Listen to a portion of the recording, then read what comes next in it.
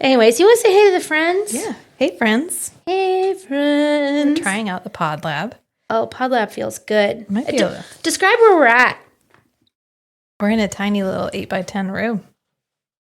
In the very sizable shed in the back of their house. Yeah. It's a very sizable garage. Yeah.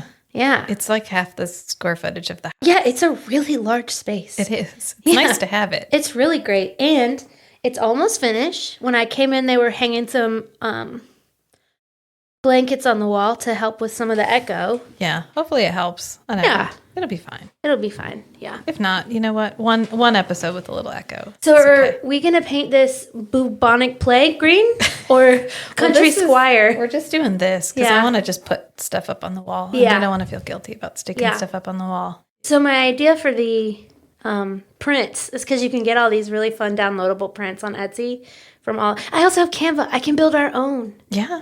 And then have them printed in color and then go and find frames at thrift stores. Yeah. And hang them on the wall. That look really cool. Yeah. And then you don't feel pressure to paint something. Every time I'm like, can you paint something today? I was thinking about stickers or something anyway. Oh, stickers too. I looked up stickers too. Yeah. But I found a really cool Sanctuary Moon print that I want to get for our first one. And I'm going to order it big. Yeah, please do. And then do it in a frame. It's like kind of a, is it pronounced Mucha? You know, the really 30s retro artist? What's his name? You don't know who I'm talking about? No, I don't. I think it's Mucha. Mucha? Mucha? Mucha? Yeah, that would be mucha. Yeah, okay. Like muchas gracias. Yeah, mucha. But the artist? I don't know the artist.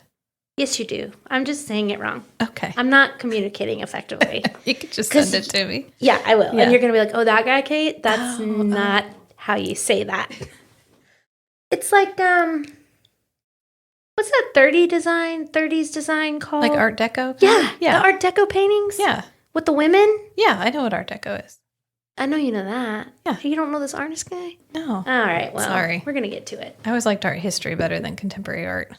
I did really well in art histo+. That was one of the classes that made A+. I took a lot of Adderall that year. Super organized. I am on it. On it. Well, since we already said hey to the friends, I guess you should tell them about this amazing book we're going to talk about. Well, first we can do the hi, I'm Rachel. Oh, and I'm Kate. Welcome to the Strange and Beautiful Book Club. Cue the music. Yeah, that's where I get to put the music in. Is it hot in here or is it just me tuning in to hear these three chatting about fantasy novels of the spicy variety?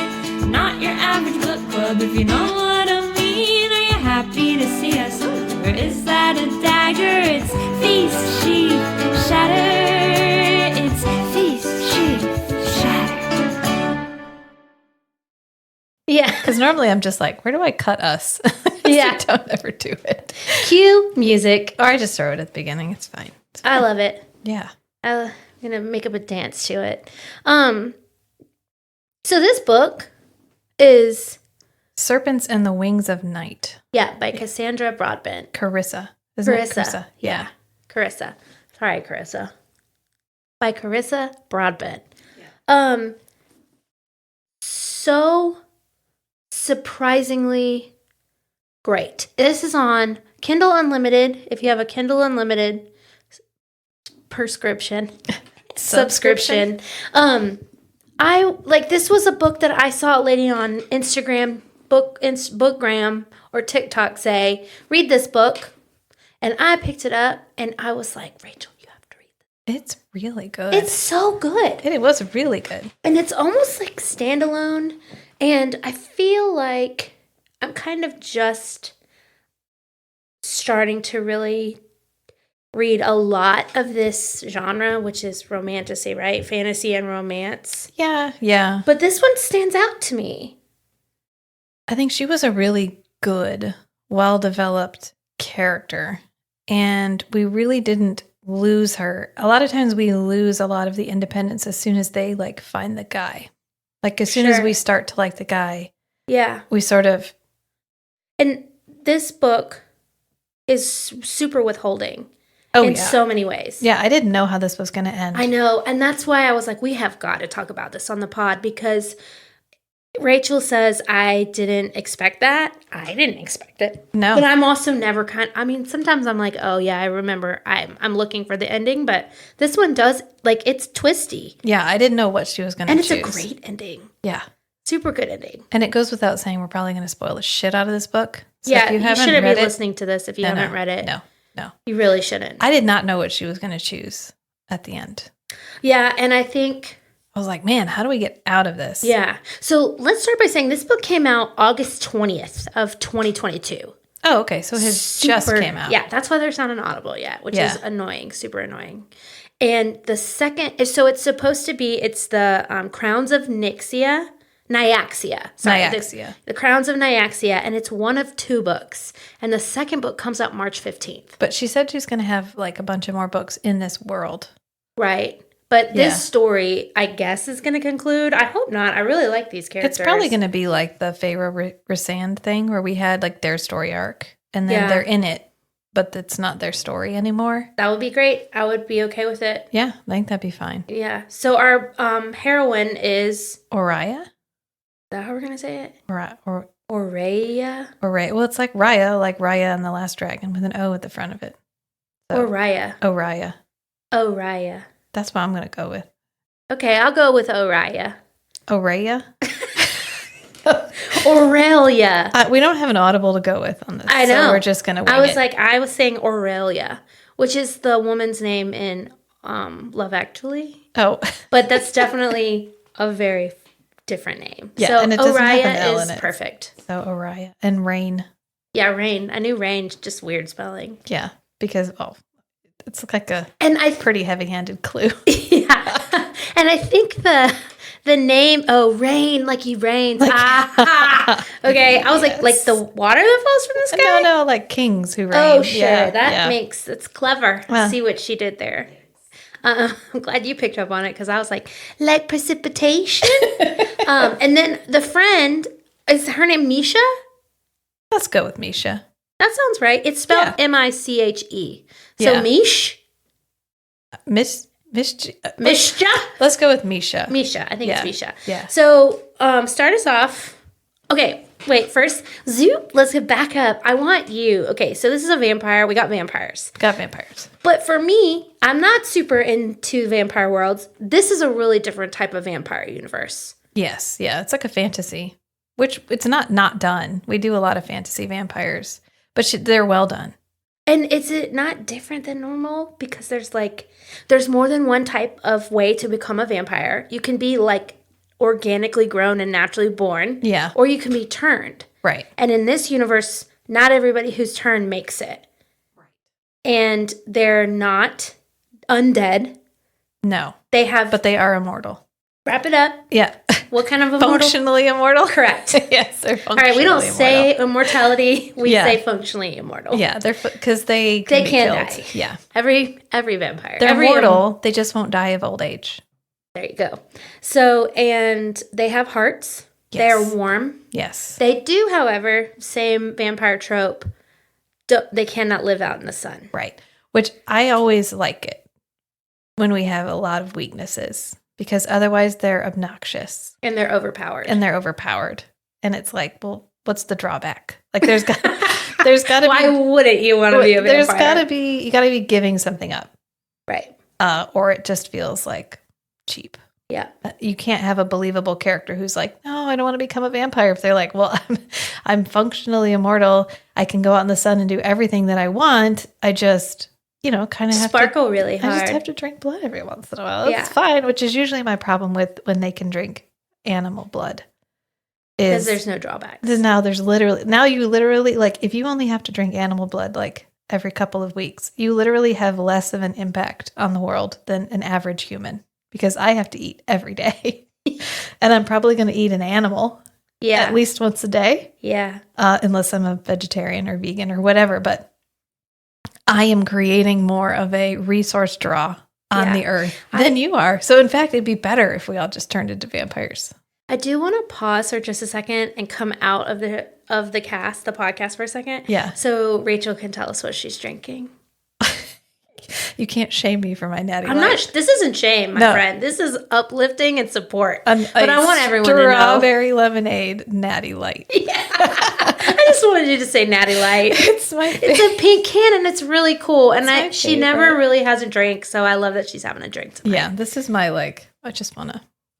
Chill. It comes in a giant case. I saw. It tastes just fine. Yeah, I wasn't shaming you in any way. I wanted the world to know. Yeah. Our 5 listeners. I needed y'all to know. And you are having your. Diet Coke. Our 88 listeners that love our podcast. Yeah. Got lots of them Yeah. everywhere. We're in the So top many. 200 for film reviews. In Germany and the US. Yeah. But sorry, back to vampires. You can't pull me out of vampires. I think for some reason I've thought a lot about this topic. And that's usually like my biggest pet peeve is no weaknesses. You don't have to drink human blood, which they don't have to drink human blood. But They can drink vampire blood. they can drink anything. It's fine. Oh, yeah. But there are consequences for not drinking it. Like they lose their minds. Yeah. They go into like a blood frenzy If they don't drink blood. if they don't drink blood. They lose their ability to stay. Yeah. Like Yeah. when they're new vampires. And they did talk about that too. New vamps can't. Vamp sounds like such a bad way. Doesn't it sound kind of derogatory? Vamp? Yeah. Yeah. But we're going to use it. But I think in True Blood made vamp sound bad. Is In it? my mind. Yeah. In Buffy, you were vamping out. Yeah. Remember when you changed your face? Yeah. Oh, right. You lost control. Yeah. And I think there's a vampire movie called Vamp. Makes sense. Yeah. But I forgot what we were talking about. Vampires. I know, but like, Why are these different? Why are they better? Whatever. Right. Yeah, we had the right blend of weaknesses and, strengths. The new vampires have like that typical trope. They have a really hard time Yeah. controlling themselves, and I wanted this book. So we started off in a prologue, and we learned that the Vampire King Yeah. has all of a sudden had a very, very soft heart for a small little 6-year-old child. Right. Between 4 and 8, they don't know because they don't see children very often. Right. Yeah. Okay. Yeah. Yeah. He's like, it could be 4, it could be 8. I don't But know. all of a sudden, he's completely enamored with this small little girl that's just trying to survive. So he scoops her up, Yep. hurts these other dudes that are thinking about drinking her blood, and takes her back to his Vinnie Vincent castle. Yeah. And he is the king. There are 3 Courts. courts, divisions, factions, Yeah. and they are the Court of Shadows? Nightborn. Shadows and Bloodborne, maybe? Yeah. Court of Blood, Court of Shadows, Court of Night. Yeah. Is Yeah. that right? Maybe. Yeah. And the Nightborne Court is the only one that's divided into like 2 factions. I see. That was Shan. And the Yaj? Yaj. Yaj? Yaj. That sounds right. It took me a long time to work all that out, actually. She does a good job of like meting out information, but sometimes it's a little too meager. Because she'll just be like, oh, that was a Nightborn power. And you're like, well, aren't they all Nightborn? Because Yeah. they're all vampires? Right. Because everything else has these really like over the top names, like Yeah. Nyaxia, Yaj, Rishon. Yeah. And then it's like, well, these are the night ones, these are the blood ones, and these are the shadow ones. Yeah. Yeah. Okay. Yeah. And the blood ones are cursed. They basically, as they get older, they become insane. Yeah, and they turn into like demons. Yeah. Yeah, because they turned their back on the goddess, So she cursed them. which I love how she's like for Actively. real, for realsy, and everybody knows she is. Yep. Yeah. This isn't a time where the goddess lived 5,000 years ago. Oh, and no, we're- no. And our beliefs and our spiritual churches are based on history Yeah. written no. by the men. No, she's just straight up like, Chilling in the sky. Yeah. Wherever the goddess lives, she's there. you need me? I'm right here, guys. Yeah. I'm right here. Oh, or did we reach the end of the tourney? I'm here to crown the victor. Here I am. So, Yep. yeah. So, Oriah Araya. goes back and lives with Vincent, who immediately, for me, I was like, nah, there's something else. There's no fucking way this man all of a sudden just loved a child. Yeah. oh, my heart's soft. Let me take this little girl home with me. So the whole time I'm like looking at it from skeptical eyes. Like I don't trust Vincent because I know that there's information that we don't have. And I feel like it's like that throughout the whole book. Like there's always just something else where you're like, But she does a good job of like, is it?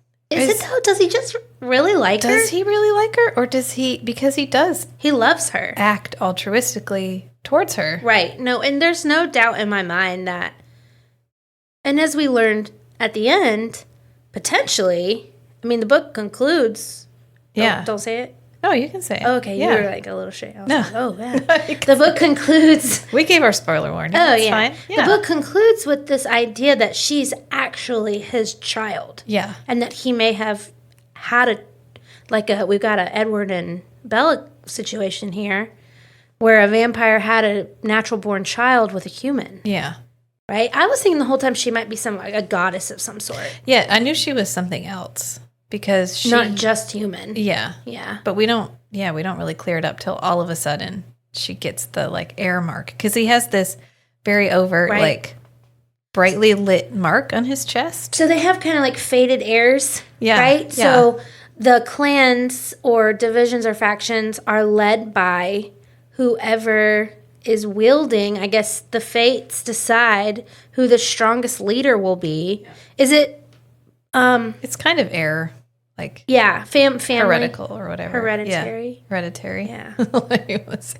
Heretical. Yeah, whatever. Yeah, so Vincent has this giant red, beautiful tattoo that makes him look like, it makes him the heir. And it kind of glows and, like, emits, like, wisps Power. of light. Which she loves the word puff. She used the word puff all the time. I saw your note on that. She's I like, love that. this is a puff. Yeah, There's a puff of that. He likes to puff away his wings. Oh, Yeah, everybody puffs. And they all have wings. But the Hyaj vampires have, like, bat wings. And the then- Rashan vampires have, like, feathery wings. angel wings. And that's why they don't like each other. Because your wings have well, I mean, maybe we'll get some back story about how some of them are from hell and some of them are from another place. Yeah. Because that's the difference in angels and demons. Right. Typically, And we in got stories. that long description of that painting Right. at the very beginning. Right. Where you see the painting is of a Rashan vampire falling and reaching to someone or something out of frame.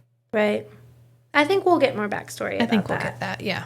Yeah, I definitely wanted more to hear. I wanted to hear more. I was like, oh, okay. And tell me more. And then we were like, and moving on. And yeah, we're not Yeah. going to touch back on that. So Vincent has fantastically beautiful bat boy demony wings. Black, With red border. like kind of like Rasan's wings. Yeah. Yep.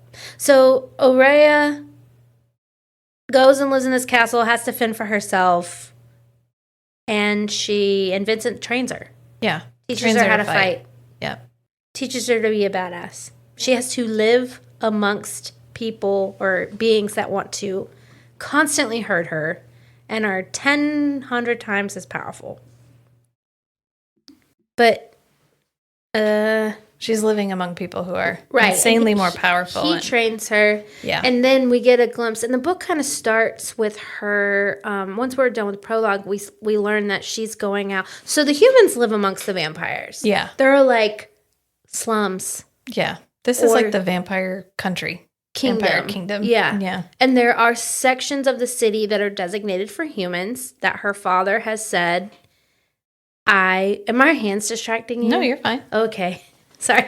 I talk with my hands a lot and Rachel's like following them. I'm like, oh, stop it. No, it's fine.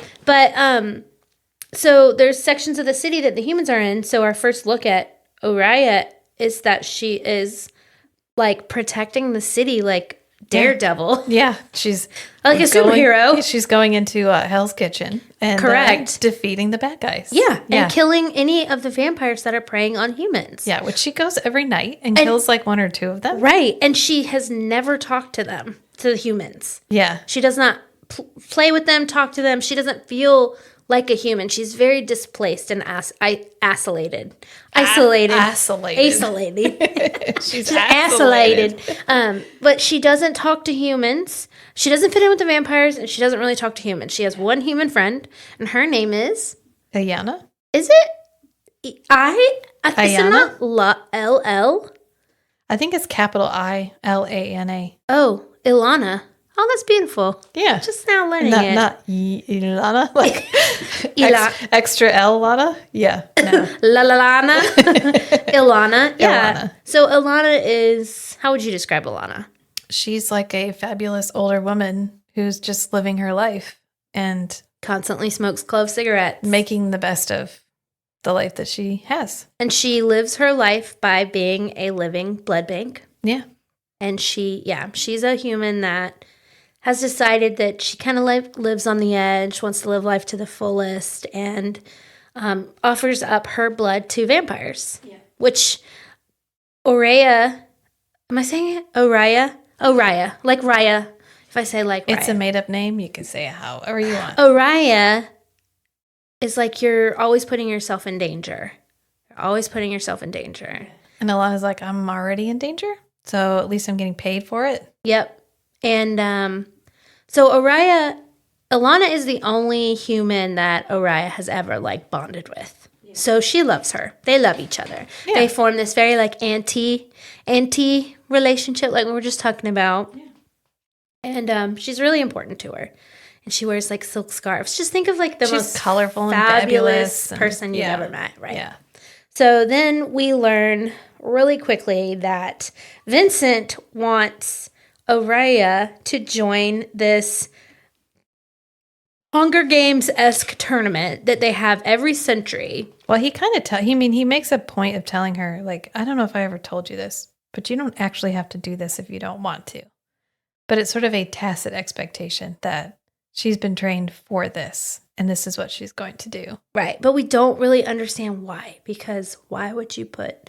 It's called the Kajari. Yeah. Why would you put a human girl into a tournament that is to the death, that literally, like you said this in your notes, we don't really know what the only goal for each tournament or each trial is to survive. Yeah, but you don't know if the goal is to kill everybody else, like to be the last survivor, or just to win. She's never really clear about like what the final stakes are. Are we all going to have to kill each other? Or do you just have to be the one that wins the trials?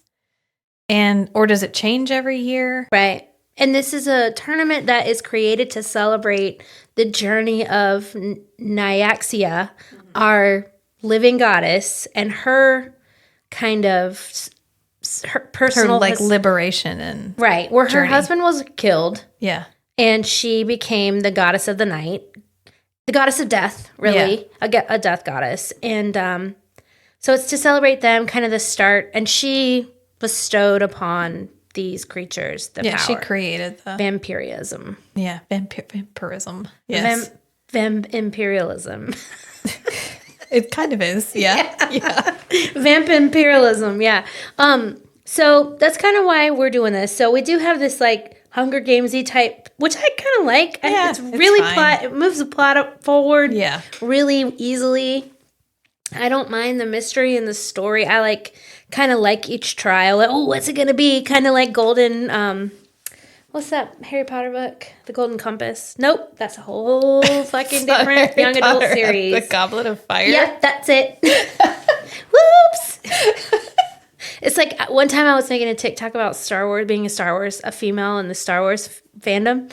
And I accidentally said wands instead of lightsabers. And I was like, nope, bowing out now. They're going to kill me. Yeah. I cannot get it right. I do not deserve to talk about this. That's what just happened. When you follow enough fandoms, they all get a little conflated. They do. Yeah. Thank you. I also have a hard time. Just like my synapses are weird sometimes. So forgive me. So we get in this tournament journey. Yeah. Which they have to like offer their blood. They have to like indicate to Nyaxia that they want to be a part of it. Through a ceremony. You like do a little ceremony and they kind of do it together, which is like a father-daughter bonding thing. Like, here, let's send you off to your death together. Right. Kind of thing. Yeah. What did you think of Vincent as a father? I think she created a well-done character where we get both him as a like soft father figure and we also get him as a ruthless powerful ruler who is willing to do literally whatever it takes Yep. to secure his power and to defeat his enemies. Yep. And he's a very good balance of both. And even Right. she says that. She's like, sometimes he's Vincent the father and sometimes he's Vincent the king. Yeah, and we never know. And that's kind of one of the stakes, Yeah. is that we're unsure in certain points of the book which one he's going to be. Yeah. And like which one is default or which one is him. Right. And he doesn't compromise his decisions for her, but he also, like when he does something, like he completely destroys a town. And she's a like, city, a actually. city. It's like not a town. I It's saw like you half a write that in million your people. notes, and I crossed it out and went, no, that's city. That's Yeah. a giant fucking city. Yeah, 500,000 people. It's a huge city. And she's like, how could you do that? And he's like, well, I have to do what I have to do. Yeah, and he didn't think she'd know about it, which is bullshit. And Yeah. that one of my favorite things about that moment, or something that I think is really important in understanding how Nyaxia handles the end, is that he immediately thinks, oh, her sense of humor. She thinks that's funny. Yeah. She thinks it's funny Yeah. for her to know this, because the way that the ending of the last trial is handled, and we'll talk about that in a little bit. I wanted to kind of talk about, okay, so with the tournament, there's a boon at the end. Yeah. So you get like a wish. It's Yeah. like a Make-A-Wish tournament. It's the wish spell from D&D. You can literally wish for anything. Yes, Yeah, anything. And she'll grant it. And she'll be like, cool, here you go. Yeah. I want to talk about it more at the end. Okay, yeah, that's fine. We can save it. Yeah, I just think it's such a good thing at the end. Yeah. But where are we at? What do we talk about now? I don't know. We were talking about Vincent, but like Vincent has bat wings, which we already talked about. And the Kajari is coming, and the trial is open to literally any vampire. Anyone who wants to enter can enter. Right. Human, vampire, any court, doesn't Yeah. matter. And it's everybody's chance, like, to shoot their shot. Yeah. One of my favorite characters in this book, and I wasn't really sure where he was going to go with it, and I think he was actually kind of underutilized, is the... Ishmael? Yes. Yeah. I really liked Ishmael. So he's this... But I actually think the longer he survived in the trials, the more I understood why his parents took him the fuck out. Yeah. So one thing to understand about these vampiric families is that they are literally, like, Vincent killed his family to become the heir. Yeah. There was no fucking around. There was no love. He Yeah. literally killed his family. Because they weren't going to die on their own. Right. They weren't just going to get Because old they are and pass. functionally Because they're functionally immortal. So to get the power. He had to kill his entire family. Right. And another thing to mention, he won the Kajari, 200 years prior to this? Yeah, so not the last one, but the one before that. And he, yeah. And he got a wish from Nyaxia. Yeah, And which was for all the power that he has. Yeah, and what we learned later on in the book is that he wished that the Rishan, the second faction of the Nightborns, To seal their air power. yeah, Yeah. seal it up so another one couldn't rise up. Yeah. So he wouldn't necessarily have to worry about it. So that was a little vague. That, like, we don't know exactly what that means. Right. Or how, and I think that's one of the reasons why the ending was like, oh shit. Yeah. Because we didn't really know. But Yeah, we were like, well, we didn't know that's what he wished for a long time. yeah, we didn't. We just knew he wished to be like the leader. Whatever wish he made him the leader. A very, very powerful leader. And that's what we know. That's really all we know for like a really long time. Yeah. Like So- the entire book.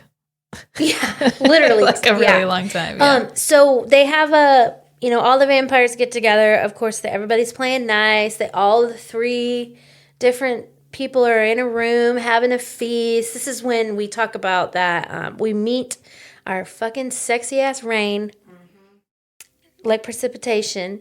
And the way that we're introduced to him is that he's standing in front of the picture, The painting. Yeah. the painting that Rachel was talking about earlier. So he's wearing purple. He has red hair. He has, like multicolored everything. Yeah. Like and- everything about him is a bunch of different colors. Right. And almost immediately we know that there's what's going on here between Oriah and Rain. Do they meet? I don't think they meet right here. She Yeah, just but sees him and sees she's him, like, and I think they make eye contact. she's like, Who dat? Who dat? Who That's is nice. that? That's nice. Or he stands out. Yeah, Something about him sees stands out. immediately. He stands out in the room, which is a room full of vampires, which she constantly mentions that like every vampire is beautiful. You just have to get over it. Right. You just have to stop. But there's something about him that is a little bit different. Yeah. And I think what we learn that is later on is because he was turned versus born, he always, and almost like a badge of honor, carries some of his humanness with him. Yeah. And he misses it. Like, it's his, you wrote this down, his imperfections are what she ends up loving about him. Yeah. That's what she sees immediately. She's like, his beauty has like an amount of life to it. And a ruggedness. Yeah. An imperfection, yeah. So then we find out that during the Kajari, they gotta all go live in this boarding house called the Moon Palace. Yeah. I love how we explain fuck all about the Moon Palace. They're just like, it's on the hill, it's magical, Nyaxia has complete control over it. And it changes around. Accept it. Yep. And there's a garden on a hill. Wait, what did they call it? Where she lived? I know everything has like it relates back to Nyaxia's story. Yeah. And I love how she works it in each time. She's like, oh, this must be the part of Nyaxia's story where this happened. And everyone's like, oh yeah, right. Because we all know that story, but thanks for saying it out loud. Yeah.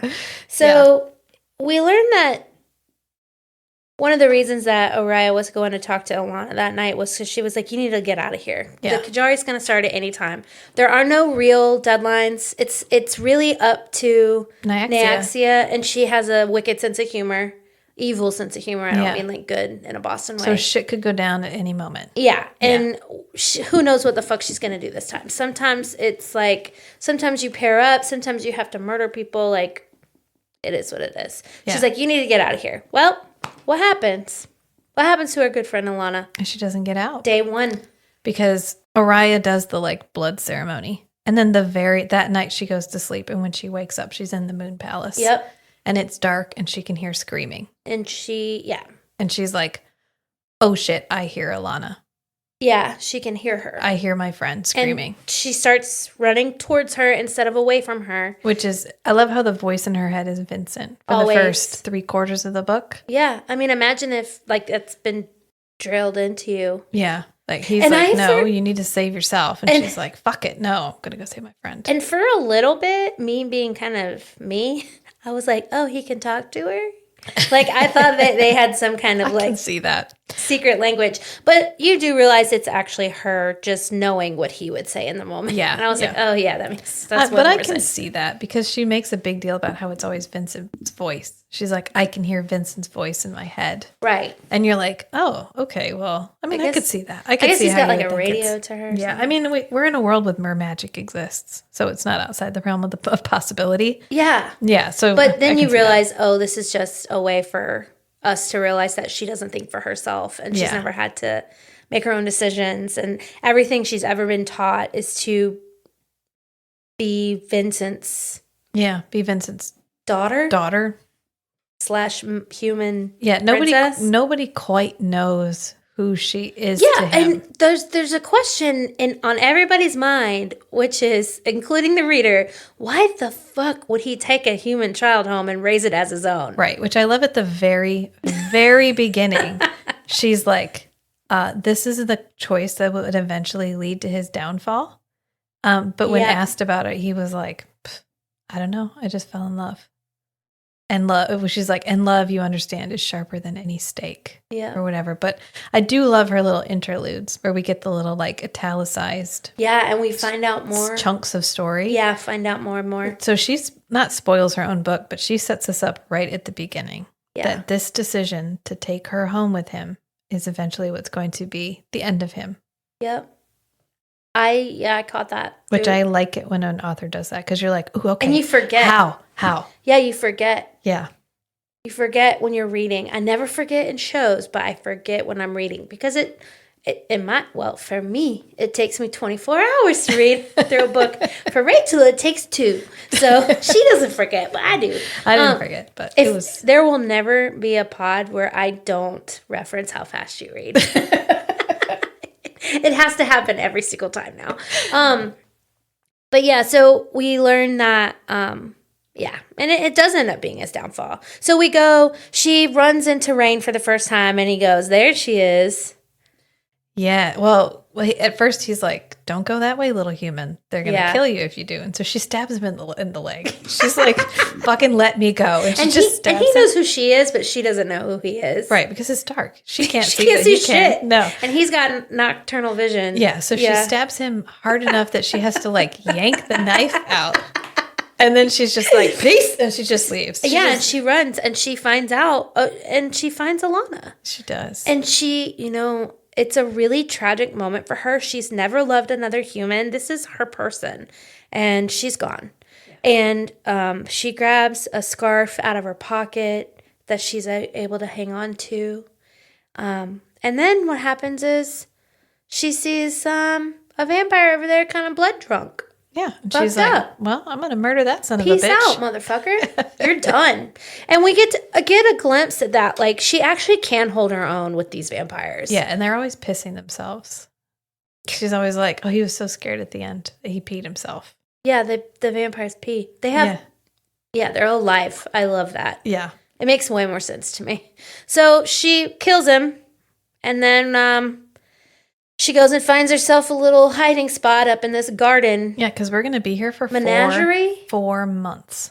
Yeah, 4 months. It's a greenhouse. A greenhouse. Yeah, Thank greenhouse. you. Okay, get your shit together. It's okay. Menagerie would have animals in it. I'm like, what the fuck is it called? It's like a greenhouse on a level up high. Yeah, it's like an overgrown greenhouse. But she's the only one who can be in there because sunlight. Sun. Yeah. So she's like, I'm going to be safe when it doesn't matter.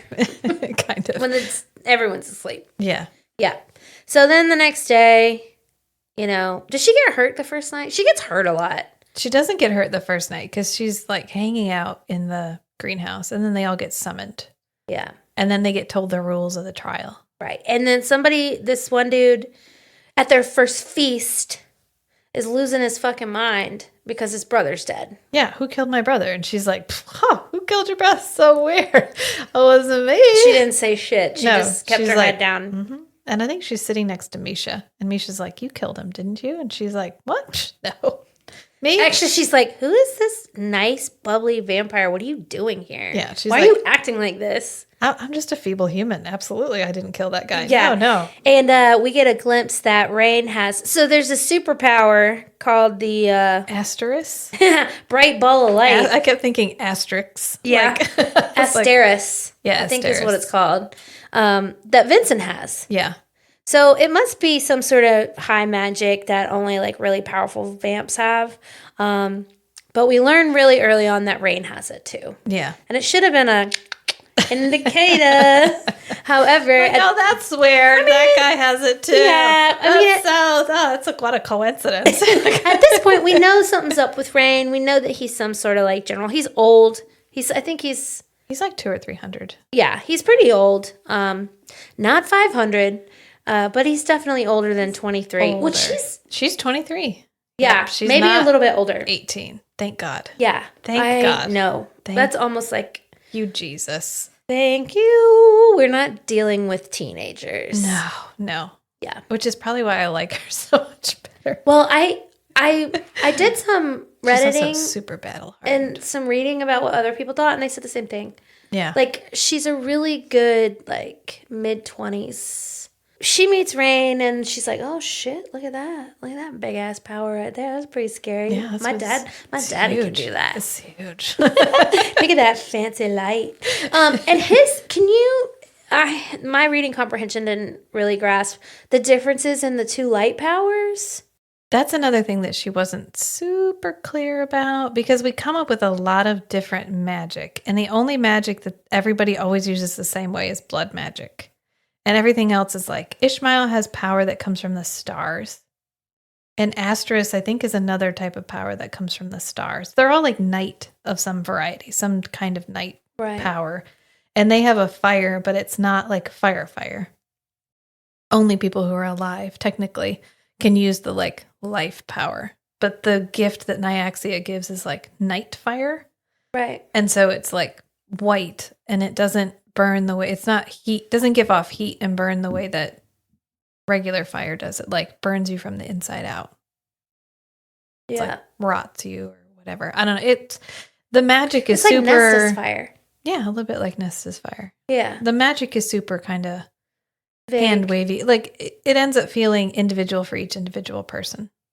Kind of, but then I found that a little bit hard. But I wasn't really focused on the magic structure here. I love magic structures, honestly. Yeah, I think they're really fun to read about, but We leave it very open. Yeah, kind of ambiguous. Because even later when she realizes she has night fire, she's not immediately like, oh shit, I have a vampire magical ability. No, but she probably like, should have. She's like, oh, okay, that's my magic. Yeah, but honestly, it could be something a little bit different, and we just don't know what else to call it. Right. And I'm hoping that the vagueness of it is because we learn more about it later on. Yeah, I'm guessing I haven't read any of her other books, but I'm guessing we're gonna paint this with a more detailed brush. So first trial comes. Yeah. Well, I don't remember what was the first It's the trial? demon trial. It's where yeah. they get divided in half. Right. And she and Rain are on one side, and Misha and some other random vampires. There's like 40 of them in the trial at the start. Right, and they get attacked separated. but they get attacked by like bloodborne vampires that have completed their And transformation. that are demons now. They're demons. And what we get a look at is, first of all, she of course ends up with Rain, and she's like, "Oh God, why is he here?" She's like, "Wow, he's really good at fighting." Yeah, I'm really good at fighting. He's really good at fighting. And actually, they end up working together to get through that one. She recognizes that there is a kind of like the demons have kind of a hive mentality, and there's one demon that is marked. And she's like, they kind of, figure it out, get together. Oh, we're also we're in a giant Quidditch field stadium. Yeah, with people cheering. Yeah, with giant vampires. And through every trial, Vincent is there somewhere where she can see him. Yeah. And then he's watching close. She's always looking for him in the crowd. It's like a gladiator type. Yeah, it's weird that there's just a giant stadium where all of this stuff takes place. Do all the vampires then get transported to the stadium every time they get transported to the stadium? So you're just like, you're cooking dinner and all of a sudden you're like in a seat waiting for like the trial to begin. Yeah, maybe they have just get like whisked there. So they does do, Iaxia give everybody some kind of warning? There's a lot of unanswered questions about so this is how I imagine stadium. it. There's a bell or like some sort of call. Oh, okay. And everybody's like, fuck yeah, let's go. Because this is like the World Cup. Yeah. Because it's every 100 years. Right. Quidditch Cup. World Cup, Quidditch Cup, Vampire Hunger Games. Yeah. Right. So I imagine there's a call and everybody's like, hell yeah. And maybe they have magic to where they can, we don't know. go from cooking So to... does this stadium sit empty? Or do they have vampire sports? Is it a vampire? The way I imagined it is that it kind of gets put in a pocket realm and then it's just brought out. Like the Moon Palace. The Moon Palace must just sit there. Yeah. And every 100 years gets used. Right. And isn't it kind of like a church other times? I don't know. I don't fucking know. They don't really explain it. Well, I think the Kajari. Yeah, the Kajari stadium is in the separate world that gets pulled in. That's fine. Yep. In our world. You know what? Sounds good to me. Okay. It's fine. And then we're into part 3. Each part, there's like 6 parts. There's a bunch of parts. Yeah. Because each trial is like tied to the phase of the moon. Right. Yeah. So now we're in the waning moon. Yeah. Because she gets like severely injured. She Every gets time. shot in the leg. Yeah. By a vampire. But what we do learn that it's okay when she gets injured because there's magical potions. There's a magic healing potion. She can just take that shit and she's fine. Yeah. And there's also a secret meeting space with her dad. So every day or every evening or night, right before dawn, she can sneak out and meet her dad. Yeah. And he'll give her some potions. But the potions are becoming hard to find.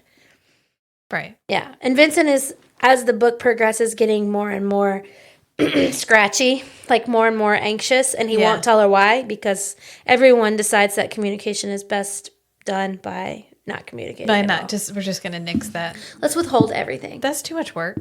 Telling you what's going on, so fuck it. You don't need to know. Fuck it. It's fine. You worry about the trial. You worry about you, and I'll worry about me. Just stay alive. Stay alive, you hear? Rain and I think is it the third trial that they have to work with someone else? They do, but they decide to team up kind of early. Yeah. Because you want to be like a team. Right. By the time you get to the third trial. Because the third trial always requires like a team. Teamwork. Right. So Rain's like, hey, do you want to come live with us? We found this cushy ass apartment over in section West Wing. And do you want to come live in our cushy apartment with 5 full bedrooms? She's like, first of all, fuck you. I have a fucking menagerie garden. Yeah, first of all, fuck you. Second of all, I'd rather bleed to death in this greenhouse than talk to you. Yeah. And he's like, well, you're really unkind. Yeah. And she's like, you think? Well, okay, so fuck you also. And I'm not going with you because you're only doing this because I'm human and you think you can kill me afterwards. And he's like, fair. And she's not beyond thinking like, oh, you just want me to get to my daddy. Yeah. I'm the princess, you know? Yeah. And he calls her princess and he's really condescending and it's just super hot. Like, ooh, insult me harder. Yeah. Say mean shit to me. I love that. So she eventually, like, I think something happens. What happens out in the greenhouse? Something happens.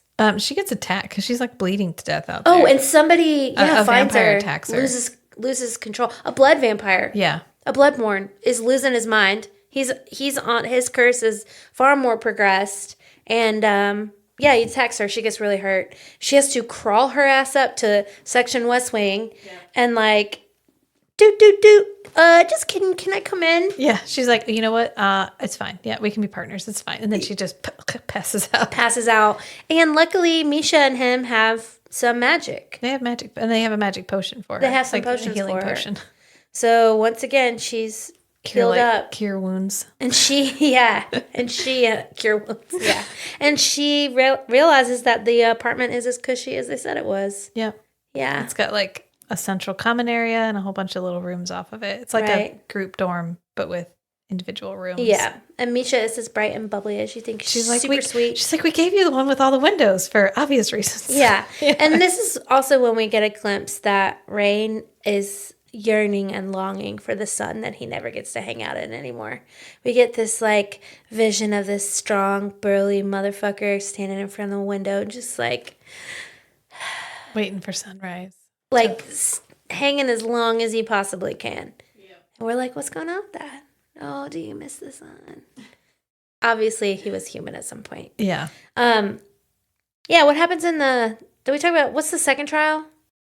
I don't remember. It probably doesn't matter. Oh, it's the maze. Oh, yeah. It's the maze with the little kid. Where you have to weigh down the switches, like in Zelda, where you'd have to get a pot. Oh, that's what you meant by that. Okay.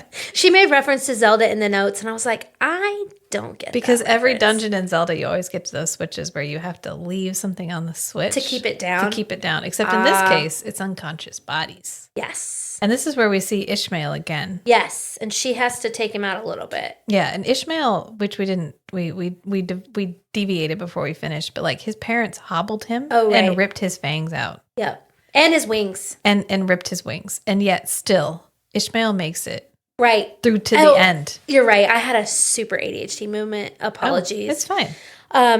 Yeah, we realize as this tournament goes along that Ishmael actually has a lot to offer. And he is a fucking survivor. Yeah. And he is, like, I thought he was going to end up being a character that comes up, you know, people underestimate. I mean, that's true. People underestimate him, but I think his parents knew. Yeah. This motherfucker's a climber. Yeah. He's a survivor. If we leave him intact, he gonna murder us all. Right. So you never really know if he's like the Slytherin snake kind of guy. And because we didn't have real clear stakes, we didn't really know whether everybody had to die or not. Yeah. I kind of thought maybe we would find a way to. I thought we were gonna have a surprise winner. Yeah. Yeah, I didn't know how it was gonna go. Right. Because we don't know that everybody has to die. Right. Until the very last trial. Well, I could think they don't know either. Right. Because you don't know what the trial is going to be each time. Yeah, and she does say that it's very rare that there's been more than one winner, but it has happened. Yeah. So I think that kind of hope and optimism lingers with people. But yeah, so in this trial, she sees a little girl. They've pulled a human family into this maze, and she sees this little girl, and instead of leaving her behind, she grabs her. Yeah. And she's like, you're coming with what me. The fuck are humans doing in this? Yeah. And I can't leave this little girl behind. So she she went till she finishes the trial carrying a child. Yeah. And her and Rain are, even in this one, helping each other. Right. Because he helps her. Well, she gets out and then she's like, don't let them take this child from me. Because she knows she's about to pass out. And she's like, don't let them take this child from me. And he's like, I won't. Yeah. Like, I promise. Yeah. And she gets really, really hurt in this one, too, to the point where when she wakes up at the end of it, after everything's over, Rain's already, like, taken the child and gotten her to safety. And that's actually, I think, he realizes that is like, I can't do this shit anymore, and she needs to let off some steam. And she goes back to the human precincts. Right. Well, she's pissed because she doesn't know what happened with the child, and she doesn't really know how to ask because she doesn't have communication skills, because we have all seen how good Vincent is at communicating. Right. So her model for communication is really poor. Right. And so she doesn't know what happened to the child. She can't really ask anybody. So she's like, well, I'm just going to go fucking murder some people. So I can cool off. That'll make me feel better. Right. So she goes back over to the human districts and finds some bad guys. And then we learn that Rain's like, ha, I see you. And really, he's just fallen more and more in love with her. Right. Because, well, they tried training together before and it just wasn't working. Why wasn't it working? They were really just angry. Like, she wasn't trusting him enough, and they weren't in a position. And they weren't working together. They weren't working together against something. They were just fighting with each other. So as soon as she was like, okay, I really want to kill this vampire, and if you want to join in, that's great. That's and then fine, they start whatever. to really sync up. Yeah. Yeah, and so then they start to work together. And then we start to see the chemistry and the connection come full force, and then we have to sit with it, and it's withheld from us for books. Hey, did you notice what fucking chapter is the sex chapter? Is it 55? Hell no, it's 44. That's funny. Yeah, because I went back and read that one right before I got here. That was what I was doing from like 5 to 6. You were like, you know what? I know what I need to review. Well, I'm not gonna really like, for me to really feel the book, I think I need to read that one chapter. That particular chapter. Yeah. Just one more. Yeah, time. I wish it was 55. That would have been hilarious, but it's 44. I might make us some coffee mugs. But he actually gets her to interact with people. He's like, are you afraid of the people? Have you never talked to humans? Because they're going to go to a bar, and she's like, you can't go to a bar. And he's like, well, I assure you I can. I'm fine. I'm not going to haul off and Have we eat learned people. at this point that he's turned? I'm sure we have. I can't remember exactly where that happens, but she's like, oh my God, that's why he's so edgy. I think we figured out like shortly after she force pushes him out the window. Oh God, did we even talk about that yet? No, they're trying to fight, and he pisses her off, and so she just like, and then we're like, ta-da! Here's my powers. Yeah, she force pushes him. And she's like, I knew I could do that. And they're like, did you know you could do that? And she was like, absolutely. And then meanwhile, they're both like, Misha and Rain are like, that bitch did not know that she could do that. No, she did not. But we'll let her, we'll run with it. That's fine. You know what? You do you, little human. That's fine. So he takes her to a bar, and he gets her to go in, and he's like, we're going to go have the worst beer you've ever had. And she's like, well, that's not a high bar because I've never drank any beer. And he's like, what the fuck? Are you even like, what is the point of you? Have you ever talked to a human before? What is the point of you? If you're like, are you living? What is going on? Yeah. And so he drinks beer, this like nasty beer, and he's just like transported. Yeah. He's so and he happy. reminds me of Cassian a lot. But he immediately, like, she said, I think there's a point where she walks in and his shoulders all of a sudden just like, well, he like goes into human mode. Yeah. Yeah. And he looks like a human, and he moves like a human, and he's not graceful, or he's really graceful, but he's just like edgy and raw. And she's like, oh shit, you were a human. And you can tell he loved it. Yeah. And he misses being a human. Right. And he misses his humanness. We do learn at one point that he had a family. Yeah. And, shit happened, and he got turned by evil fucking king. Yep. And then the Moon Palace blows up. Yeah, and we haven't mentioned this yet. Misha's a really great character. I really enjoyed her. I hope we get more of her in the second book. But something that's really cool about her is that we learn that she has powers of another god. Yeah, the sun god, like a god typically associated with humans. Right, because she was a priestess at a temple for that god, and then was turned by somebody being an asshole. We don't know. We don't know who turned her. Because Rain's like, if she would ever tell me, I'd go kill them. But she won't tell me. Somebody turned her, and she kept that power. Yeah. And apparently in this very present omniscient beings, you can have a pretty close relationship with these gods. Yeah. Because it sounds to me, at one point, she loses her mind because she can no longer reach him and talk to him. They He's feel gone. kind of like the Greek gods. A little in bit, that they're yeah. they're literally alive and in the world. Right. And people can interact with them. And that's kind of cool because we don't get those stories very often. No, it's nice. It's nice to have like, but also like Oriah still doesn't like Nyaxia. She's still like, I don't know. I don't go to her ceremonies and I don't pray to her or anything because fuck her. Well, I think she feels. I think she would feel like it was culturally appropriating the vampire way. To go and talk. She seems to be very hesitant. Like, I'm so, in proximity, she's a vampire. Yeah. In the vampire world, but she's not. And so she's just so uncomfortable. We don't even know which one she is. We don't even know if she's Yaj or Rishon or whatever. Yeah. Even Oriah's like, her loyalty is like unknown because she's never seen her wings. And that's the only thing that makes them different. Misha? Yeah. Oh, yeah. She's never seen her rings? Yeah, no, we don't know which one she is. Right. Because Does she we've never have seen- wings? We never see them. Okay. She never uses them. Ah, but she has them. Maybe they look fucking different. That will be cool. Yeah, because they all have Maybe them. they're white. They Maybe she's all- a fucking angel. Cool. I would love that. But they all have them. We just Oh. never have seen, we don't see Misha's. Right.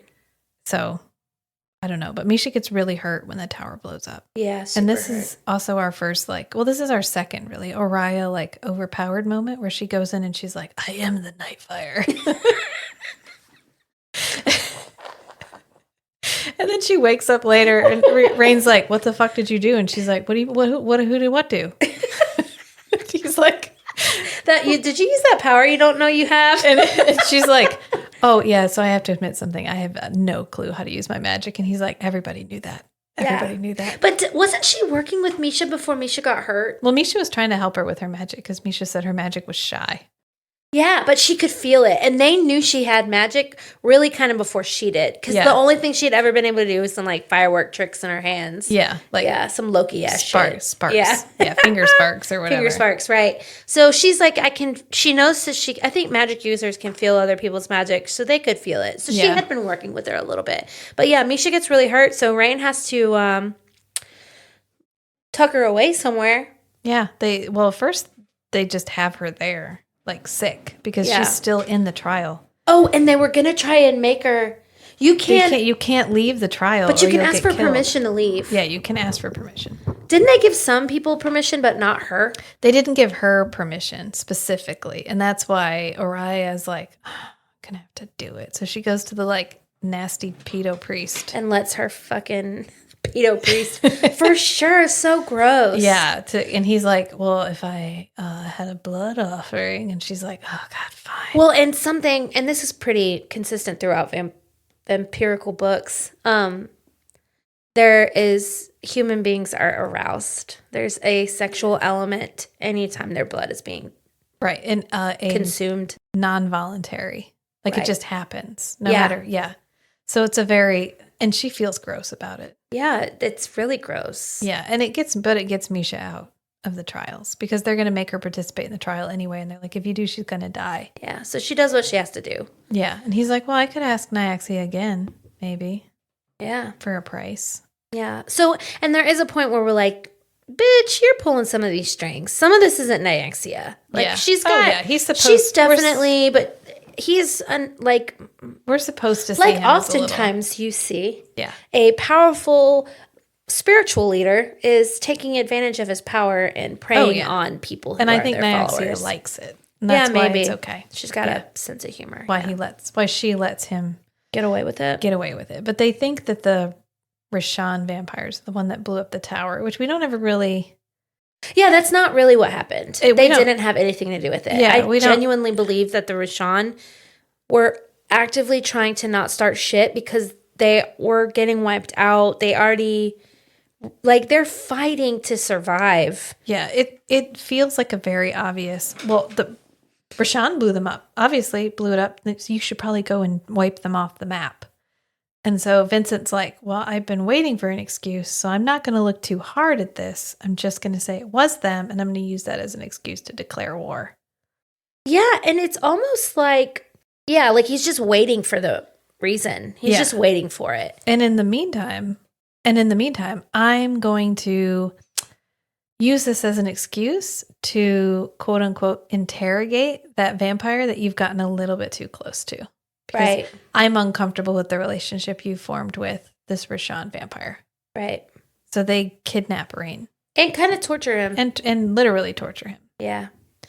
Which as soon as they said that they'd like cut him down the back or whatever, I was like, oh, that's where his air mark was or whatever. Like that was my first like, oh, they were trying to like figure out if he was the heir or whatever because they deliberately cut this like strip of flesh off of his back. Right. They're also trying to get to his wings, but he won't. He doesn't summon them, so they can't do anything about it. Yeah, that's really cool that they can do that. Yeah, it's nice because I would have been frustrated if we had used that as a like low-hanging fruit of creating drama. Is like, by cutting off my wings. My wings, right. Which well, is so. And there's some Sarah J. Maas's Crescent City. You can cut their wings off and they grow back, but it's still one of the most heinous, horrible things. Oh. But then also in Prithian, if they, Cassian and Azrael, their wings don't grow back, even though when they get ripped to bloody ribbons, they can be healed. But Rhysand can summon. You know what I mean? Yeah. There's just so many different things we can do with these wings. So, but yeah, he gets tortured, and she's like, she knows she's fallen in love with this guy, even though no one has. Do they ever say the L word in this book ever? I don't think so. I don't remember. And I love you. It's probably the last word. If it's anywhere, it's right there at the end where she stabs him in the heart. And he helps her. Yeah, he's like, it's okay. Yeah, yeah, but we'll get there. That whole scene. Anyways, so Vincent. So now we got war. Shit's getting big. Universe is getting bigger. Stakes are getting higher. We're like, what the fuck's going on? We still don't really have an idea who Rain is. We still don't have this idea. He doesn't even really tell her why he's there. And we get a little bit more glimpse into some backstory when we go check on Misha. Yes. And we see these other Rashawn vampires. And they are like, why the fuck is she here? Yeah. And you get this air and this air. Yeah. You get the feeling like, oh shit, he's someone powerful. Mm-hmm. Oh, he's a general of some sort. He was a leader of some kind. Yeah, some sort of power. And we get a little bit more there. And then we're in fourth trial. What's our fourth trial? Well, aren't we on the third trial, or is it the fourth? It's the one where they're like they have to be together, like they have to work together. I think it's the third trial, and it's the one where they're like mentally connected. Oh, right. So he can feel what she's feeling, and he can hear very her disorienting. Thoughts, and they're like on opposite sides of the arena, and they have to get together. They both have to get to the top of this mountain, but work together at the same time. Right. And she almost gets killed. Yeah. And she's like, I am not fucking dying today. And she finally gets angry, which the whole thing she's been doing this entire time is like anger or fear is just a series of physical responses. I don't have to pay attention. Yeah, and she's actually not that hot-headed. She's actually pretty good at repressing her emotions. Yeah. And staying calm, which is why she hears Vincent's voice. We're so accustomed to these like really hot-headed characters because they're teenagers. Yeah. But she is actually very good at calming her shit. But that's when she lost it and her powers came out, right? Yeah, and everybody's like, oh, God. Because Rain is like, no, you need to get angry. That's the fucking key. That's the key that you've been missing all along. That's what you need for your magic. And so she gets pissed off and she just like lights up the night. And she literally touches God. Like she reaches up and like touches Nyaxia, whatever. But in her like release of power. Wow. And this is where I was thinking, okay, so one of the thing that Vincent wanted her to wish for was for them to be like bonded, like heart bonded, like the Corteris bond or Coriatis or whatever. And so that would have given him access to her power and her access to his power. Yeah. So he would have had that power because she's like, well, I don't know why he'd do that for me. It'll make me into a vampire, but I'm not going to give him anything. And right. We know the whole time that there's something more there. And she never thinks about it. She's never like, oh shit, She trusts him. if I bond Vincent, he's going to get this ability. She's just like, whew, well, that was a fluke. That'll never happen again. She's blinded by daddy eyes. Like, you never think your parents can do anything wrong. Right. And we see that up until the very end, and then even at the end, after she learns what her father's capable of, after we learn, then her boyfriend kind of fucking, not spoil it. We already gave our spoiler warning. It's Yeah. fine. Her boyfriend ends up killing her dad, but we'll get there. Yeah, it's a big thing. It's a lot. Yeah, twist. Ugh, plot twist. Yeah. But yeah, so then we see and then I think at that point the bets change because people are like, or the vampires are like, oh shit. oh wow, okay, there it is. Yeah. She's magical. She's got some magic. And this is like a night-born power that she uses, and at no point is she like, why am I able to wield this night fire? Yeah, it's almost like she's been in survival mode so long that she's so that's what it is. She's been in survival mode so long. She's so disconnected with herself. She doesn't even know how to go, I wonder what this means. Yeah. I wonder, there's no self-reflection. There's no like, oh shit. Yeah, she's not very self-reflective. No. Yeah.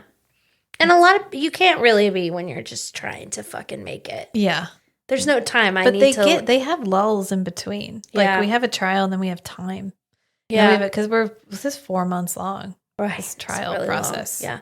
Which is nice. They're not in it for like 3 weeks and they fall madly in love. And no, yeah. I mean, 4 months is a reasonable amount of time to establish a intimate relationship. Yeah, my parents met, got engaged, and got married in 4 months. Yeah. I got married. Older. I married my husband in 6 months. It did not work. It's fine. Everything's good. Not a success story. Not. We had two hits and a miss. It's fine. Sometimes it does. Sometimes it doesn't. Sometimes it doesn't.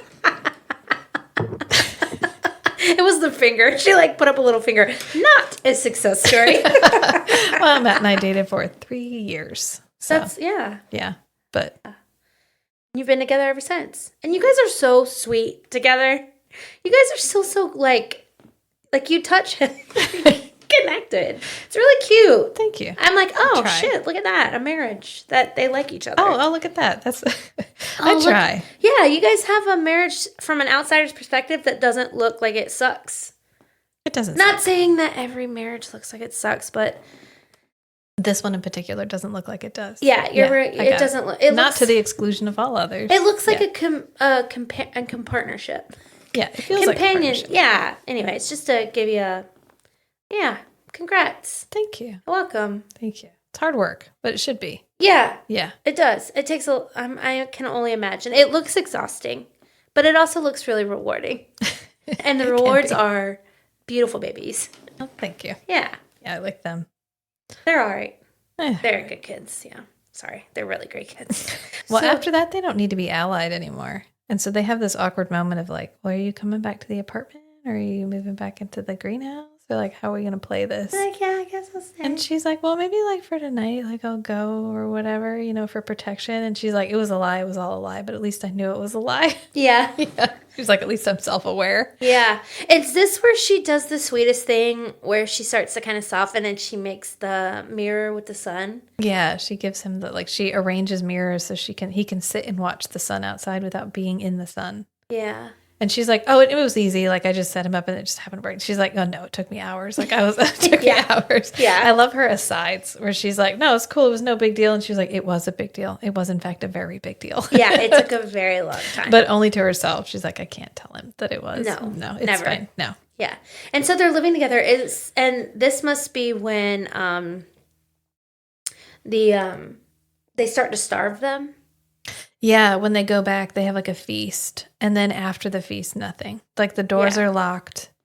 And the windows are locked. Nothing. They can't leave at all. And the vampires are... This is where we get an interlude where Oriya, we learn that she had experienced connection and love with another boy. And is that where this is? Yeah, we're pretty close to that. Yeah. And so we learn that this is one of the... through this entire book, we know she really doesn't fucking trust vampires. really doesn't trust them to not want to kill her. Yeah. Not at all. No. And what we learn is she's had this really traumatic experience when she was around 18 years old where she did a young turned vampire, not a natural born. Zero fucking control, baby vamp. And they go and start doing it. And sure as shit, he tries to eat her. Yep. And he has no control.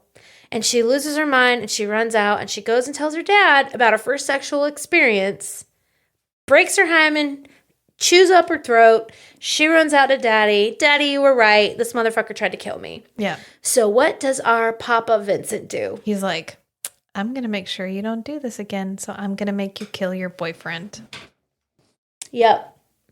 And there's a really cool line at the end of that where she says something like, you know, people give virginity and your first time this huge power, but that doesn't mean shit. It's not the blood at my throat or the blood at my throat. It wasn't the blood on the sheets. Yeah. It was when she had to fucking murder her boyfriend that really stuck with her. Yep. Yeah. So we learn a little bit more about, you know, how, you know, why she didn't trust him and Rain and like what was really holding her back. And that is pretty traumatizing. Yeah. I mean, it was, yeah. Yeah. Super traumatizing. Super traumatizing. So as they're getting closer, you know, he's trying to pretend. He has a lot of control. I mean, he's older. He's practiced. And he does a really great job of never making her feel threatened. We have a pattern of him allowing her to feel really safe. And safety's kind of a theme throughout the book. Yeah, it's a big deal for her where she feels safe and who she feels safe with. Yeah, because she spends her entire life in survival mode around, like, proximity of being food around. Yeah. She's prey around predators her entire life. Right. Which I do like the part, like, they do go out hunting one more time before they all get sealed in. And he does something super hot. And she just is like, like, and she says, suddenly I understood what it was like to be hungry. Yeah. Just like, oh, I just want to do that right now. Yeah. But not right now, not in the trial. But, no. But, yeah. I want to hit that. It's basically, yeah. She's like, oh, that's that feeling. Oh, that's what that feels like. Yeah. But she kicks him out of the apartment because he gets real, real hungry. And he's kind of lying to himself a little bit. And then he finally realizes, like, oh, shit, like. Yeah, she kicks him out. And he's like, what? You think I'm going to hurt you? Like, I'd never hurt you. And she's like, you'd never hurt me intentionally.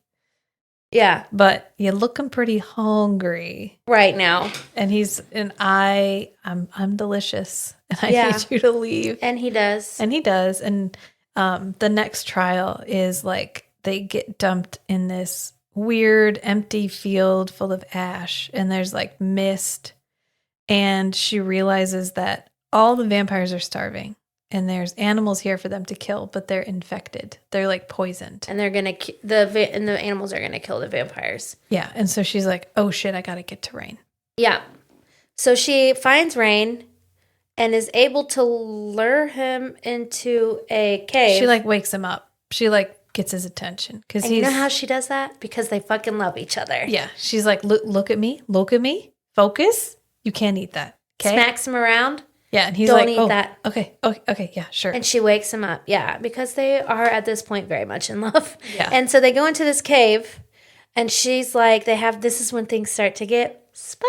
Yeah, a little bit and spicy. They're like, you know, we don't have any really other option. You're going to have to eat me. Yeah.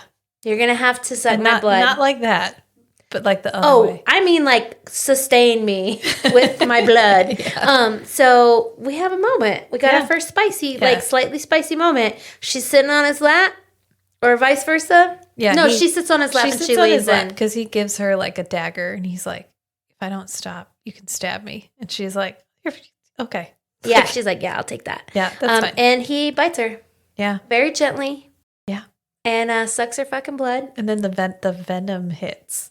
Yeah. And she's like, is it the venom or is it me? Because all of a sudden she's like, oh, he's super hot. He's a little hard here. And like, yeah. And I'm straddling his lap and it's in just the right spot. And she's just like, you know what, so she's basically dry humping him while he's drinking her blood. Yeah. And it was a really hot moment for them. And then once he has come back around And she's like, oh shit, that just happened. Yeah, And it's a she's little like, awkward for him. I kind of want to do it again though. And he's like, I hear what you're saying, and I'm here for that, but not right now because I basically just drugged you.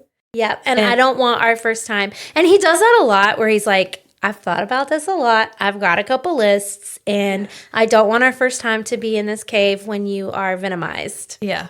I want you in your right mind. Right. And something we haven't mentioned, but he has that little line that he says to her all the time where he's like, there she is.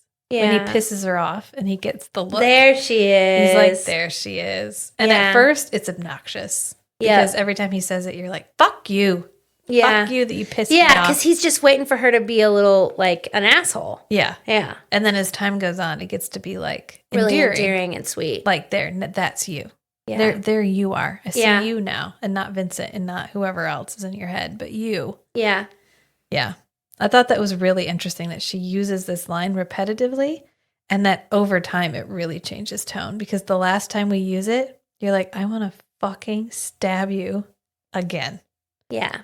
Yeah. And he's like, there she is. Yeah. And he loves that shit. Yeah. Eats it up. Anyways, I actually liked this trial the most. I thought it was the coolest when it came to, like, how you get through it. So what they realize is that the mist is sequential. It comes at certain times. And it's caustic. Yeah. It's acid, yeah. Yeah. And so they have to figure out, they find a cloak. They steal a cloak from a dead body. Really cool, made out of mithril. Yeah, basically. Yeah, fucking elven made cloak or some shit. Yeah. And they bebop around at the right moments. And then they realize at one point, isn't this the city? Yeah, this is the city she's from. Yeah, this is the city. She wanted to become a vampire so that she could go back to this city. Right. And if she can go back, and she can find her family or find what's left of her family, she can find out more about who she is. And Vincent has told her, and we don't know if this is a lie, but I don't believe his bullshit. Okay, so there's strict boundaries with this Hatfields McCoy thing. Yeah. And he cannot go back there without waging if it's not war. Yeah. So she can't go either because he has to be there to protect her. And so, yeah, that's a lot of her motivation to be a Cortai. So Rain catches it. He's like, holy shit, this is what Salinae. Yeah, something like that. He's like, this is a town of 500,000 people. Town. It's a city. It's a city of 500,000 people, and it's gone. Like, it's just dust. All of this ash is the city. Yeah, there's no one here. There's nothing. It's all gone. It's been wiped off the map. And this is a turning point because she's like, holy fucking shit, my dad is a monster. She's like, no, he knew I wanted to come back here. Like, he knew my family was here. He knew I wanted this. Yeah. And it wasn't enough for him to save it. And I think we're going to learn that it's intentional somehow. That there was a reason he did it. Yeah. It boils down to he did it because she was from there and she may have had family. Yeah. But we'll see. Book 2. And out so March 15th. Literally killed them all to keep her from finding out who she is. Yeah. I mean, there's a lot that we didn't find out in this book. She's got a lot to tell us in the next book because she's got like a ring. She doesn't know where the ring is from. She doesn't know what her real parentage is. She doesn't know anything. Yeah. Yeah. Yep. And then we go back. They finish this trial. Yeah. And now we're in the last trial. Yeah. And as soon as she gets back, she goes and is like, Dad, what the fuck? Yeah. And this is where we have, we're close to the end. We get some turning point. We know she's really into Rain. They had this really hot, spicy, sexy food moment. Yeah. And then, and then we get more emphasis on Jasmine, who's her dad's right-hand Jasmine, General, the Cassian. Yeah. She runs shit, and she's all about war, knows how to battle, and also she thinks there's some kind of relationship between Vincent and Jasmine, but Araya kind of like walks in on Jasmine. It's like, where the fuck is my dad? And Jasmine kind of bows up a little bit, and it's like, I kind of want to fucking beat this little girl's ass, but she doesn't really know if it's like, what's the ranking here? Yeah. Daughter, general. Yeah. Anyways, finds Dad. Dad and her have this really tense moment where he's going back and forth between Papa Vinny and King Vincent. You know, he's like, she goes, this is where we get that small moment about Nyaxia's sense of humor. Yeah. Because she's like, we were fucking there. It's gone. And he's like, oh, shit. And she sees the micro expression. Yeah. She sees the wince. Yeah. And he's like, I was going to tell you when the time was right. And she's like, you were going to tell me that you destroyed an entire town when I, like, felt better when the moment was right. She's like, I've never been ashamed to be your child until, like, right now. And in the meantime, she's looking around and she's realizing that, you know, his army is in war mode. They're eating humans with no regard for any rules. Just eating the shit out of as many people as they want. She's looking around. She's seeing this happen. You know, this is the first time that there's this tension between them where she sees that he feels a little bit threatened by her. Yeah. And for the first time, maybe, you know, he's like, oh God, what if what is this? Like, I don't know. It's a really tense moment. It is because she's confronting him. So tense that you know what you have to go do? You have to go bang somebody. Well, first you got to go murder some fuckers. Oh, yeah. And then you go bang somebody. Yeah. So, that's where we're going. Rain shows up and she's like, he's like, okay. She's like slaughtering someone, so angry, slaughtering a vampire that was probably trying to kill a child. Stabbing. And then our boy shows up. Yeah. Our bat boy. Our angel boy. Yeah. And he's like, hey, like are you good? Are you good? Are we good? And she's like, I might die tomorrow. And then she pursues Mr. Rain and things get fucking spicy. Well, she tells him, I want you to make this the best night of my life because I might die tomorrow. And he's like, whoa, no pressure. Yeah, no pressure. He's also like, can we head back to the palace, to the bedroom? Because I don't want to, I've thought about this and I don't want to do it the first time 3 feet away from some entrails. Yeah. So can we go? So considerate, kind. Because I have a list. I have a list. She's like, a fucking list. And so she's really feeling it. She knows that they've got some sort of deep, intimate connection that you would call love. So they fly back, share some kisses, get it fucking on. This chapter is a great chapter. I wrote down some of the spicy language that was used in this book. I have a list. I have a list. Just because, you know, we have we have a reputation to maintain. Well, we like to, you know, the language in these spicy books is so specific. It is. To keep a specific tone, a romantic-y tone. Yeah. Fantasy. So these are just a couple of the vocabulary that we get. The core of my need. Yeah. Going back to the core. Yeah. Always about the core. It's a good standard. His length. Yeah. Pretty typical. The slick ache between my legs. My sensitive peak. Ooh. He says that her vagina is better than your blood. Once again, hitting on it's got to have a good flavor. Always. But at least this time he's calling it something else that's on the body. Not like, tastes like watermelon, mango. Bubblegum? I don't know.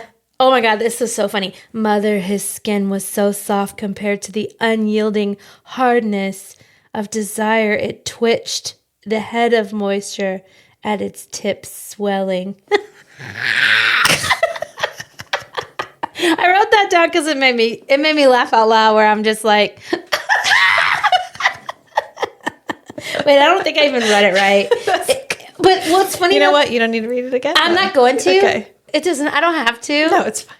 Oh, did it make you cringe? No. Are you good? Yeah, good. Okay. This was one of the ones that is, you know how Kindle will like highlight perforated line where it's like 3,000 people also highlighted this. Of course they did. And then she calls my wet folds. I thought that was special. Yeah. I hadn't heard that one before. Wet folds. Wet folds. Well, they're always wet and moist. And then he was dampness, whatever. Pistoning in and out. But I thought those were lovely. I was like, oh, this is great. Pistoning? Yes. Pistoning. Yeah. I've heard that one. I have not. but I don't read as much smut as you do. That's fair. I'm new to the smut game. New to the smut game. New to the smut game. Which begs the question, if they don't have any internal combustion engines, would she know what a piston is? Because it's directly referring to a piston moving in and out of a combustion chamber. And well, what's the etymology? I'm going to look up etymology of the word piston. Is that the right word? Did I use the right word? Yeah. That's Hell yeah. All right. It's a movable piece so fitted as to fill the section of a tube and capable of being driven alternatively in two directions by pressure on either side. It's actually from 1704. Is when the word was begun? Yeah. When it was created? It started as the word pestle or to pound. So it's even more applicable than we thought. Yeah. Look at that. So potentially like a mechanism versus a machine. I think there's a lot of room for debate on this. Maybe she's using it with its original definition of to pound. Obviously. Yeah. Anyways, it was good. Spicy I was scene. ready. I was ready for it. Yeah. And that's what I'm saying. She withheld just long enough. Yeah. But the difference in her and Sarah J. Maas is that there was a lot more going on. So I didn't feel like there was any part of the story that was empty or lacking. Yeah. And that was something about this. This story is very consistently paced. There's never a part, at least, did you feel that way? No, I felt like it. Yeah, I felt like everything that we did, well, because we were meeting out, that we were always moving towards a different sub goal. Right. We were always on side quests through the whole time.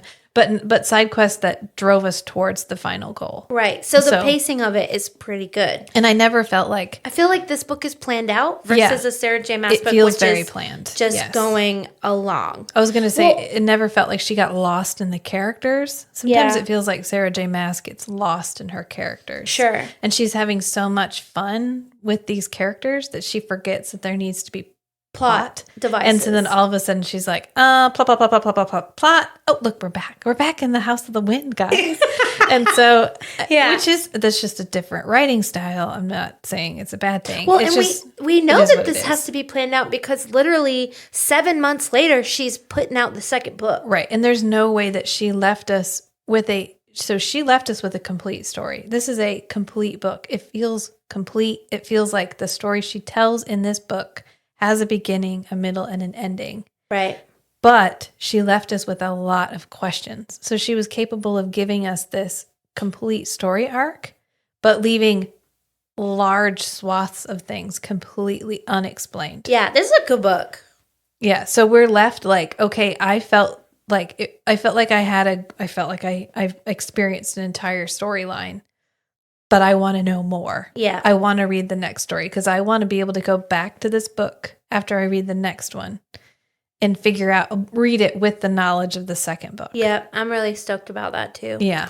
I say we wait up at midnight for March 15th. I'm just kidding. And it's a Harry Potter book. I'll have read it by the 16th and then we can go ahead and I will have read it by the 30th. It'll be fine. No, I'll read it really fast, especially because I'm excited about it. So I was telling Rachel, I'm not sure if I said this on the pod. I might have said it on another one, but this was one of those books where I could only read it. And so I literally, I did say it. I skipped agent duty. Yeah, you did. I found a way to not go into town. I have to drive. I commute to my office, and I found a way to change. I didn't bail on it. I switched agent duties because I wanted to stay at home and read this book. I really am bummed out. I can't listen to it in my car. If I'm really, really, really into a book, I'll forget to feed the kids. I'm like, sorry, guys, you're on your own. Just go make some mac and cheese. It's like it's survival of the fittest. Mommy has to finish her book. Yeah. And that's how I haven't liked a book that much in a really long time. I really dig this, and I wish big things for this author. I do. It's good. I've seen a lot of buzz, I guess, on Instagram, and people saying like, I'm glad people are finally discovering her because she's such a good writer. Right. Yeah. Well, and I'm hoping I can, as soon as I finish this book, I got another book. So I'm hoping I can restart that one and get into it. So we've had sex. Mm-hmm. We are in fucking love, and we're going to die the next day. Yeah. We're in the final trial. Yeah, we're in the final trial. And this is when the shit gets wild and awesome. There's a lot here. She has to face like caricatures of the other gods. You know who we haven't talked about at all? Who's the bad bitch that's Bloodborne? Oh, I can't remember her name. Angelica? Angelica. Yeah. Angelica is a Bloodborne, and she's been kind of a nemesis the whole time. She has come for Aurea a couple times, and the way that the Bloodborne power works is you cut somebody, and then you can like pull out their blood and control them with it. Yeah, you can manipulate them. We also had a moment where we met a guy down by the river. Yep. We were having a moment down by the river. She got some cigarettes. Yeah. And she bummed a smoke from this other dude. Yep. Who at the time she didn't recognize their accent or who they were, but he ends up being basically the leader of the Bloodborne folk. Yep. I don't know how Nyaxia didn't they use the bodies of dead they used the participants? Yeah. So they zombie the dead participants into being caricatures of the gods. And all the gods have different powers. And Rain and Angelica and Ishmael. Is he there? Or did he die in the fifth? No, he's in the final. He makes it all the way to the final. end. Yeah, our buddy. And so then once they beat the gods, small moment, they're beating the gods. And then they all have to beat each other. And this is the thing. This is why I feel like Ishmael is such a wasted character. He doesn't do anything really that dirty. He's just basically like, I'm really glad that it's you. I'm glad that it's you that takes me out. Yep. She kills him. Yep. Yeah. And Angelica does, and it's her and Rain. Yeah, and Angelica actually makes a decision to kill her versus Rain. Yeah. Even though we have had a lot of friction between the two of them, she at this point we're like, what? Why? Like, there's a reason. We know that something's up. Why would she do that? Yeah. And then Rain and Aurea are up against each other, and they're looking at each other, and she's like, no fucking way, I can't do it. I can't. He's like, you're gonna do it. Yep. You are gonna fucking do it. And she's like, no fucking way, I cannot. I cannot. Yep. And he pushes her to do it. And he actually helps her do it. Yeah. She does not stab that dagger. And this is when shit gets crazy. This is their twist that we're not expecting. The end felt like, what the fuck? Yeah. So our What goddess just happened? Nyaxia comes down. Yep. Because she kills Rain. She stabs Rain. She's Rain like, dies. Rain dead. Everyone dead. I win. And Nyaxia is like, boop, boop, boop, boop, boop, boop. Here you are. Here I am. Hello. Hi. Hello. Hi. What do you want? What would you like for your boon? And she looks at her daddy, looks at dad, looks at Nyaxia, looks at Rain, and says, I wish I hadn't won. I wish Rain had won. Yeah. And so in your mind, as a book reader, you're thinking, oh shit, she's dead now. That's what I thought. I was like, oh, hold on. Nyaxia's sense of humor. That's what I'm saying. Like, we have these weird shit that she does. Like, she likes to mess with people. She's like, oh, okay. And instead, she like reverses time, uses a time stone, goes back, and just has him win. Yeah. And now, but doesn't kill her at all. No. And now he gets to also get a boon. Yeah. And Nyaxia knew. She's like, oh, let's stir it up. Stir it up. Yeah, she's like, let's go. Spill the tea. Spill the cereal. The cereal's here. Yeah. And Rain is like, I want the heir of the Rishan to be released. The same thing that Vincent had asked for 200 years prior. Yep. I want it to be released. Rain becomes the heir. We learn that Rain becomes the heir. Yeah. And everybody's like, he did know. know. He was like, I want the power that I deserve. And we know that. And there's this like vagueness where Rain, and there's this subplot, sub-story that we didn't really go into that if you've read it, you know about, where Rain was in love with this other woman and such as blah, blah, blah, blah. And the way that he became the heir is he was, and that's what's weird and so vague about how you become heir, is he was made. He wasn't a child of. But I think he's still considered a child of. A child. He's just not like it's just a different way of having a child. Yeah. So we find out that he was the last living heir of the Rishan king. Yeah. That was evil and made him. So And that's why he was there this whole time, was to be there to reclaim his power and kill Vincent. that's why he wanted to win. And he knew that this entire time. But don't be afraid. He like that. The piece of this was he was going to give it all up Yeah. for her. Yeah. He really was. That's And like, he's like, true. He's like, God damn it. I was giving you an out. Why did you do this? Why What did did you you do do? this? What did you do? But he's like, but here we are. but same as Vincent, I owe to more people than you. Yeah. Like there's more people counting on me than just you. What? Right. And she found a way for them to both win. So Yeah. he's going to not take advantage. It's not like he's not going to take advantage of that. Right. So what does he do? He kills Vincent. He turns around and he goes over to Vincent and they have a heart to heart. He whispers in her ear. Vincent whispers in his ear, probably like, take care of my daughter. Yeah. And Vincent looks over at Oriah and says, don't look. Yep. Do not watch this. And Oriah watches her boyfriend and love of her life murder her father. Yep. And then what the fuck happens, Rachel? Well, what's interesting, even in that moment, like she and Vincent are on the outs, really. Yeah. Because but that's still her dad. and then he gets like, they get a moment together where he's like, I don't know that I've ever actually told you, but like, I love you. Oh, he does say, I love you. Yeah. He's like, I love you. I love you. Yeah. And she's like, right now? I know, Dad. Thanks, Dad. Right now? Because she says that they always have to like surround their feelings with sharp edges. Right. And then as soon as he dies, she's like, oh, why the fuck does my chest itch?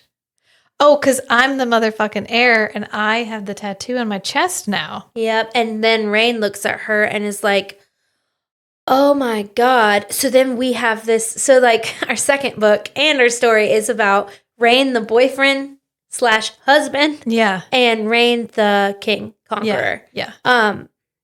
Because he immediately, to pander to the Rishan says, oh, I'm going to take her and I'm going to marry her. Because that's the first thing they always do is like, oh, I'm going to homage in mine now. Yeah. I'm going to marry her. And now legally I own her. And so it'll be cool. It's fine. And I'm going to rape her and I'm going to do all this bad shit to her. Ugh. I think he actually said that. Yeah. Flare that nostril. I know. Yeah. So unnecessary. But he does that to make these other people feel like they're going to pay, right? Yeah. But in his heart, he knows I love this woman more than anything in the world. Yeah. I'm just trying to figure out how do we get forward? This. How do we move forward here? Yeah. So our book ends like she's the heir. Yeah, and this is where he takes her back and she's back in the palace again. In her old room. And he like goes in to talk to her and she's pissed at him and he's like, oh, there she is. There she is. Yep. And you're like, son of a bitch. Yep. And the softness is gone. Which, to be fair, he never lied to her. He just never told her. Omitting, that's a whole debate. Yeah. I think omission can be lying. So we end, Misha's okay. Jasmine, we find, is, and this is something that the power of the air mark immediately gains her the loyalty of the army. Right. So it makes me, and that's very questionable to me. I feel like there should be more politics. But, Jasmine gets away with the army and, in the very end, Jasmine pops up at the window and is like, hey, like, we're here for you. Let me know when you're ready to make moves. Yep. And she's like, oh, now we're friends. Oh, okay. Oh, now I have an army. Oh, okay. Okay. Yeah, thanks. And it reminds me of, remember that Babylon 5 episode I told you about where there's those two groups that are fighting? Right. And the red and the greens. The purple and the green. And they're like, well, how do you decide who's leader? And they're like, well, one person draws the scarf with the leader pin and that person's the leader. And then the other person, somebody else draws the other leader pin and that person is the other leader. And then they're leaders. And so she takes the leader pin and she's like, okay, so now I'm leader. And they're like, yes, leader. Yes, green leader. It's exactly what it feels like. Yep. It's like, well, I got the tattoo, and so now that means I'm the leader. I'm the leader. Right.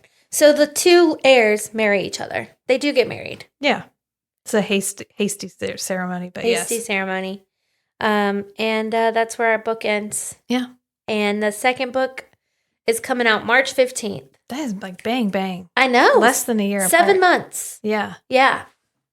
It's wild. When I saw those dates, I was like, holy shit, that's But awesome. thank God. I don't have to wait like 3 years. Yeah, and we'll have to do the next pod right after that week. Yeah.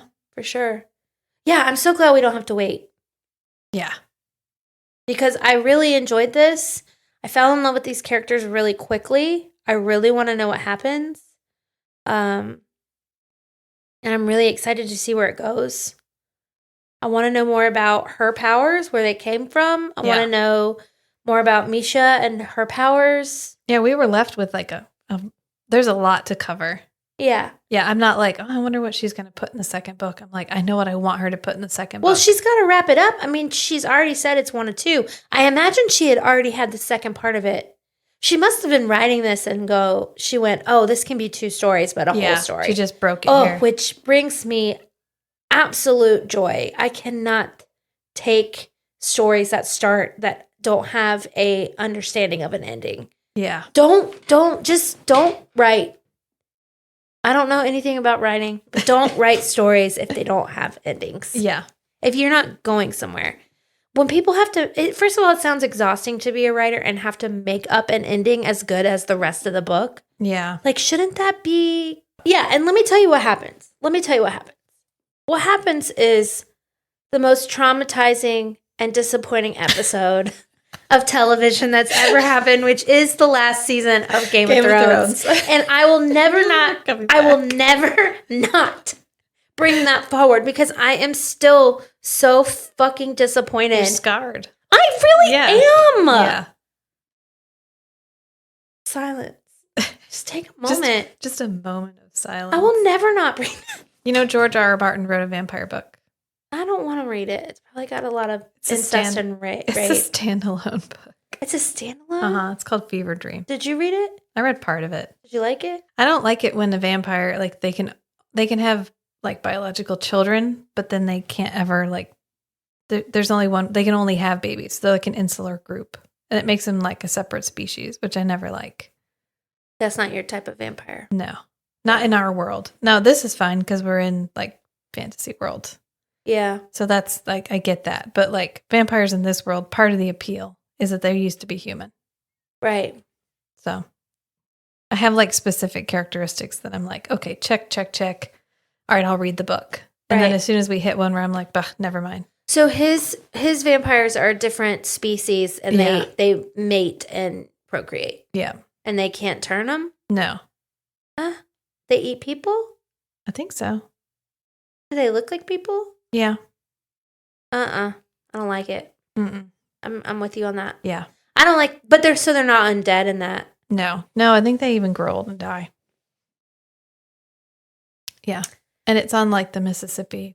It's weird. I don't know. I was like, this isn't my moment for this. Did not finish DNF. DNF. You DNF'd it. I DNF a lot of books, to be fair. I'd probably, not very often, but, well, if I can't read a book, I won't finish it. But that happens to me where I physically cannot read it. It is not interesting enough for me to comprehend what's happening in it. Yeah. Yeah, I can see that. Speaking of network effect, so we're doing the Murderbot novel next week, and so I'm into it. Yeah. And it's gotten to the point, what I'm realizing is once I know the characters in the story, I'm able to listen to it without reading. It's the introduction, and that's what's happening in each one of these. Like, that's this other Carissa Broadbent book. If I don't know the characters and you really, really have to pay attention to build the world, yeah, then I have to read and listen or just read. But once I know everybody and I can carry them with me, I'm perfectly fine listening to it. So I'm able to listen to it in the car, and it's great. I love it. I'm like, yes, I got Murderbot on my drive. I love that. I love the novel. Yeah, it's good. Yeah. I'm digging it. Yeah. I've already texted Rachel a couple times being like, oh my God, this is hysterical. I know. How far are you? Chapter 18. Okay, I don't know how many there are. You pay way more attention to chapters than I do. It's just, I don't even look at the number. I don't understand. Yeah, we definitely read differently. I'm just like, okay, whoop, on to the next thing. Yeah, I don't like it when chapters don't have titles. I want my chapters to have I do titles. like a good chapter title. Because it allows me to remember. Yeah. I can go back and go, because I like to read chapters over. So I had to thumb through this book to figure out where the sexy chapter was. Now I know it's 44. Yeah. So whenever I'm feeling like I want to read it, I can. That's why, because you like to go back to specific parts of a book. Yeah, I like to read specific parts of books. I'm really excited about this book. I'm really grateful that you were open to picking it up quickly. Yeah, it was good. So good. Anyways, where are we at? We're probably at about an hour 45. Nice. Altogether. That's good. 2 hours, somewhere in there. Yeah, that's great. It's a good length. It's a great length. Yeah, and I think we talked about, I think it was good. It's a good book. It's a great book. I feel like we covered everything. We missed a couple stuff, but... We don't need, I mean, technically people have read it, so what we really need to just talk about is how we feel about it. Yeah. And we did. I thought it was a great book. I thought it was well written. I could tell you she planned it out. Yeah, I know. But it didn't feel like we had to drive our characters to the next plot beat. No, it felt paced really consistently. It was always entertaining. It was always like, and then at the end, instead of like a boom, it was like a yeah. And nobody had to act out of character in order to get to where we needed to go. No, it was great. Yeah. It was really good. I really enjoyed it. Yeah, thank you for recommending it. Yeah, I'm glad I've been paying attention to what TikTok people are saying. You just be my TikTok liaison. Yeah, then I don't have to be on TikTok. Right. You don't have to be on TikTok. I can be vicariously on TikTok. What was I saying the other night where I was like, I came across some information the other day. Every time you hear me say, I came across some information, it means that I saw a TikTok. Yeah. It just feels so pedestrian to say, I saw a TikTok. It's the way people are communicating right now. It's fine. Yeah. But it's also, to me, there's also a level of skepticism and misinformation. So I feel like if I heard someone say, I saw it on TikTok, there's a level of skepticism for me. There is, yeah. So it's like, I came across some information. Yeah. I read an article. I have no idea how real it is, but okay. So thank you. Next week, we're going to be doing Network Effect. Yep. The novel. Right. Yeah, which Kate has been diligently reading. Yep. And it's excellent. And you should take this moment to go and read it immediately. So you can follow along. Yeah, because a favored character returns. Oh, my boy! In a big way. Yeah. And we find his real name. We have some wonderful interaction. Yeah. Have you gotten to the part where they're writing a virus yet? Are you talking about MB2? Yeah. Yeah. Yeah. Yeah. Okay. It's good. But it's so good. We're going to be doing Network Effect next week. And I'm not sure what we'll be doing after that. But if you want to keep up with it, you can come find us on Instagram at Strange and Beautiful Book Club. Mm-hmm. I'm up to 34 followers now. Wow. Probably because I've been doing my guerrilla campaign. Yeah, that's true. Kate's been commenting around for me. Yeah. Look at Strange and Beautiful Book Club. Look at this. Yeah. Yeah. We also have a website, which is strangeandbeautiful.club, and it has all of our links on there because we have a Patreon, which I highly encourage anyone to go join the Patreon because once we get the Pod Lab up and going, we're going to have Patreon-only episodes. Neat. And right now, only Rachel and Ryan are going to get to listen to the Patreon-only episodes. Who's Rachel? You? No, not me. Oh. Like yourself? No, not me. I was like, another Rachel and Ryan. Yeah, I'll have to meet those folks. We talk about them a lot. Thanks, Ryan. I don't know who you are, but thanks. Yeah, I mean, we thank him all the time. He listens to it, so. Nice. Good job, Ryan. And we have a Discord, which we're on the Discord. And if you're on the Patreon, that's that deep nerd shit I got to get on. It's just like Slack. Also deep nerd shit. Okay. Well, no, that's like a business, like a chat room kind of thing. Yeah, I think I've heard of that. Yeah. But anyway, Discord's kind of like a chat room too. Forum-ish. I don't know. Anyway, we're on there. You can interact with us. You can ask us questions, yell at us in real life, whatever you want to do. If you want to get mad at me because I misquoted. Oh, yeah.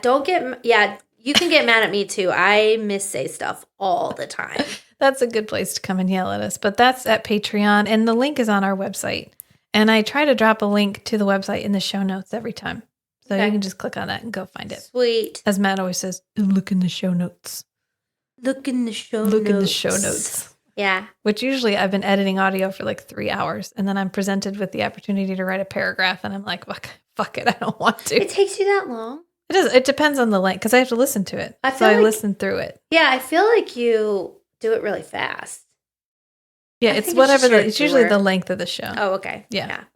So yeah, that's pretty much it. That's where to find us. Awesome. Trying to like build the Instagram page. Yeah, I think you're doing a great job. The other day I posted a 1.5-minute long reel of Pippin cleaning my hand. Did you watch that one? No, I didn't get it. Algorithms don't like reels that long. I was like, I don't care. I'm just going to put it up there because it's fun. Yeah. And I put like a cute little piano melody over it. I'll go home and watch it. I liked it and like one other person liked it. And I was like, well, that's fine. I'm happy with that. 2. And then I got like 30 likes overnight. It went viral. So I'm basically viral again. So I'm kind of a big deal. Yeah. You know what we can post pictures of you should take a picture of the pod lab and like as we start decorating. Yeah. Well, definitely I'm going to do that. And I want to set it up so we can record recordings. Yeah, okay. Well, you can be who you are and love what you love. Yeah. And things are strange and beautiful. I'll work on it. Until next time, friends. Okay, bye. Bye.